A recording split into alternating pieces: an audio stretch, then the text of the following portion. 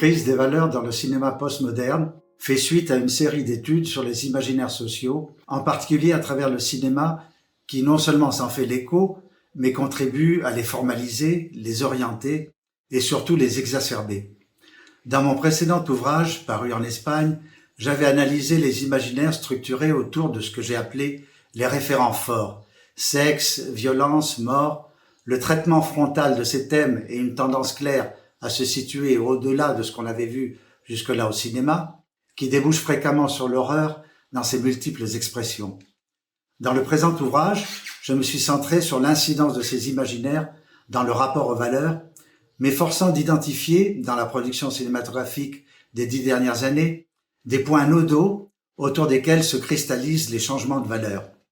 Si les valeurs sont en crise, c'est en effet parce que pendant les 2 dernières décennies, des changements notables se sont produits dans la représentation de la réalité sociale et du sujet. Le présentéisme, la peur de l'avenir, qui se traduisent en visions post-apocalyptiques dans la science-fiction et les dystopies, la redécouverte du corps, son exploration, ses distorsions, les changements concernant le couple, où le contrat relationnel l'emporte sur le contrat social, et le couple apparaît comme un espace exploratoire, ce que j'ai appelé le néo-existentialisme, qui se manifeste dans la relation à l'autre et au contexte social, par une position de retrait, de résistance passive, de défense du libre arbitre et de l'intégrité. La révision des valeurs et des mythes collectifs qui ont servi de substrat au rêve américain, l'assomption de l'horreur comme partie intégrante de la réalité humaine, enfin, les jeux avec la vérité et avec les limites dans les conduites et dans les représentations. D'où la structure du livre en 6 grands chapitres qui portent sur ces différents aspects. L'étude s'appuie sur un corpus de plus de 800 films de cinéma d'auteur représentatifs de ce que j'ai qualifié de cinéma postmoderne, c'est-à-dire un cinéma du questionnement et de la rupture, de nature exploratoire, qui se situe en marge des productions mainstream, encore que parfois elles puissent coïncider avec elles, plus radical dans la mesure où il fait abstraction de la pensée binaire, pour explorer la complexité humaine, l'ambivalence du sujet actuel. Un cinéma qui tourne le dos à tout positionnement axiologique, par-delà le bien et le mal, au-delà du tabou.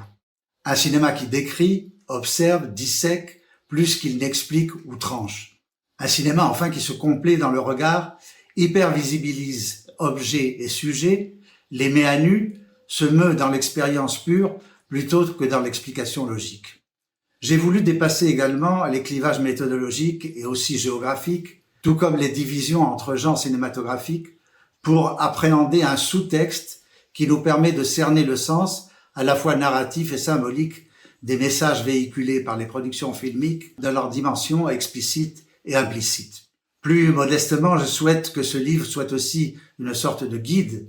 de lecture méthodologique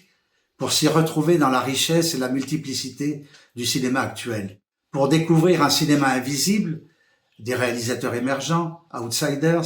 ignorés, minoritaires, pour réinterpréter certains films, pas toujours bien compris ou malmenés par une certaine critique malveillante, pour comprendre des phénomènes extrêmes dont le sens nous échappe, et surtout pour percevoir la part sensible du discours filmique, opposé aux visions rigides et orthodoxes, une lecture ouverte sur les mutations sociales en germe, opposé à la raison réductrice et froide, une raison sensible, pour reprendre l'expression de Maffezoli, dans laquelle l'émotionnel, le pulsionnel aient leur place en marge de tout a priori. Pour des raisons de fabrication, le livre est publié en 2 volumes, mais il forme un tout, avec sa progression, les renvois d'un thème à l'autre, une conclusion d'une 30aine de pages qui porte sur l'ensemble des chapitres, écrites sous forme de mini-essais. Je vous souhaite une bonne et fructueuse lecture. Merci.